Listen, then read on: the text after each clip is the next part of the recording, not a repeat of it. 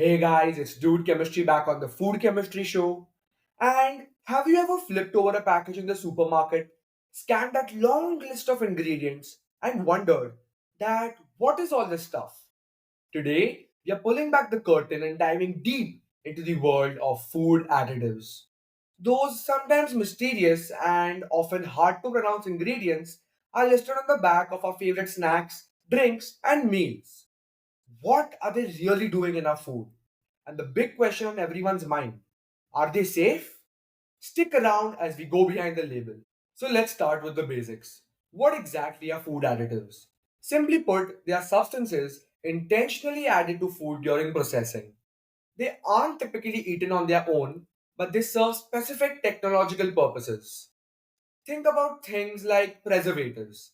Chemicals like benzoates or sorbates help extend the shelf life of products, stopping them from going bad too quickly.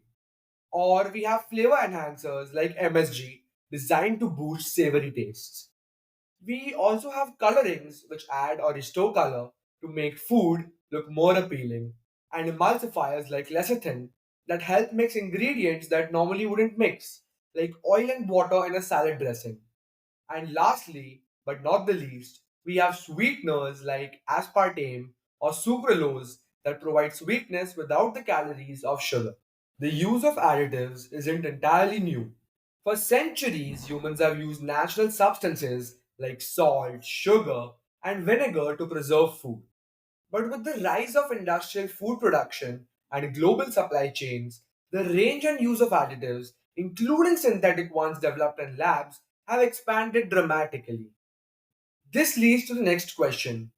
Why are there so many additives in our modern food supply? Well, they serve several key functions that many of us rely on, perhaps without even realizing it. The most obvious one is preservation. In a world where food travels long distances and sits on shelves, additives help prevent food spoilage from bacteria, mold, and yeast, significantly reducing food waste and making food safer to eat for longer. Then there's enhancement. Additives improve taste, appearance, think vibrant colors in candies or drinks, and texture, like making ice cream smoother or bread softer. This definitely makes food more appealing to our consumers. And additives also play a crucial role in processing. They can help maintain consistency, prevent caking in powders, or help dough rise properly. And sometimes they even add nutritional value. Think of foods fortified with vitamins like vitamin D in milk or minerals like iodine and salt. So they are deeply embedded in our modern food system, enabling the variety, convenience, and affordability we often expect. Okay, let's tackle the elephant in the room, safety and regulation.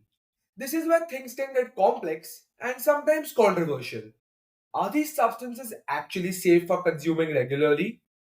Regulatory bodies worldwide, like the Food and Drug Administration in the United States or the European Food Safety Authority, the EFSA in Europe, have processes in place to evaluate additives before they are approved for use.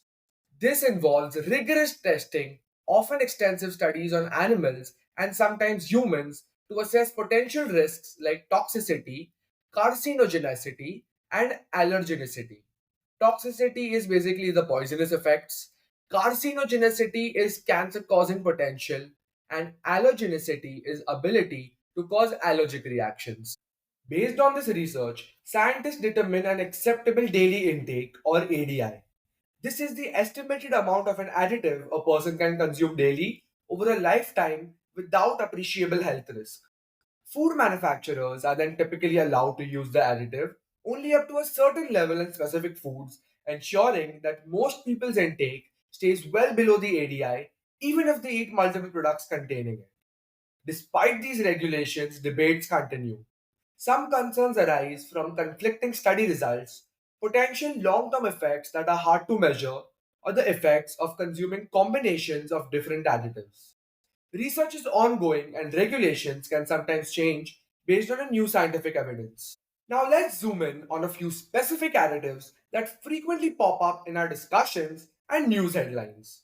First up is MSG or monosodium glutamate.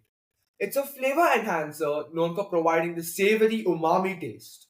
While regulatory bodies generally consider it safe, some people report experiencing symptoms like headaches or flushing after consuming it. It's often referred to as the Chinese restaurant syndrome, though scientific studies have largely struggled to consistently link MSG to these symptoms in double blind tests. Then we have artificial sweeteners like aspartame and sucralose. They offer sweetness without calories, which is beneficial for diabetics or those managing weight. However, they have faced persistent scrutiny regarding potential links to health issues, including cancer or effects on gut bacteria. Again, major health organizations, after reviewing and doing extensive research, generally regard them as safe within the ADI. But research and debate both continue. Artificial food colorings like red dye 40 or yellow 5 are another hot topic. They make food visually appealing, but some studies, particularly in Europe, suggested potential links to increased hyperactivity in some children. This led to stricter regulations or warning labels in some regions, though agencies like the FDA claim that the current evidence doesn't establish a clear causal link for the general population. And let's not forget preservatives like sodium benzoate or nitrate or nitrites. They are effective at preventing microbial growth, but concerns have been raised about potential health effects under certain conditions, like the formation of benzene from benzoate in acidic drinks or nitrosamines from nitrites in processed meats. It's a complex balance between preservation benefits and potential risks. It's also worth noting the natural versus synthetic debate. Often, natural isn't automatically safer and synthetic isn't automatically harmful. Rigorous safety testing applies to both. So, with all of this information, how can we navigate the grocery aisles and make informed choices about food additives? The first step is becoming a label detective. Get comfortable reading ingredient lists. Additives are usually listed towards the end, ordered by their weight. Learn to recognize some common names or E numbers. There are also apps and websites where you can scan the barcode behind processed foods and it will tell you all about the ingredients and the additives. It's also about balance. While scrutinizing every additive might be overwhelming, focusing on a diet rich in whole foods like fruits, vegetables, whole grains, and lean proteins. This will naturally reduce your intake of additives. When choosing processed foods, perhaps you can opt for those with shorter ingredient lists or the ones which have additives you're comfortable using. Remember, consumer awareness and choices do influence the food industry. We are seeing more clean label products emerge in the response to demand.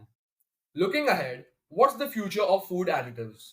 We are seeing definite trends towards natural alternatives derived from plants or microbes. The clean label movement continues to grow, pushing manufacturers towards simpler formulations. And new technologies in food processing and preservation might reduce the need for some traditional additives altogether. The challenge remains balancing food safety, food cost, consumer expectations, and the nutritional needs of a global population. And that brings us to the end of our journey behind the label today on. I hope that this look into science and regulation of food additives has given you some food for thought. Ultimately, understanding what's in our food empowers us to make choices that align with our own health goals and values. Remember to read those labels, stay curious, and don't be afraid to ask questions. This is your host, Dude Chemistry, signing off until next season.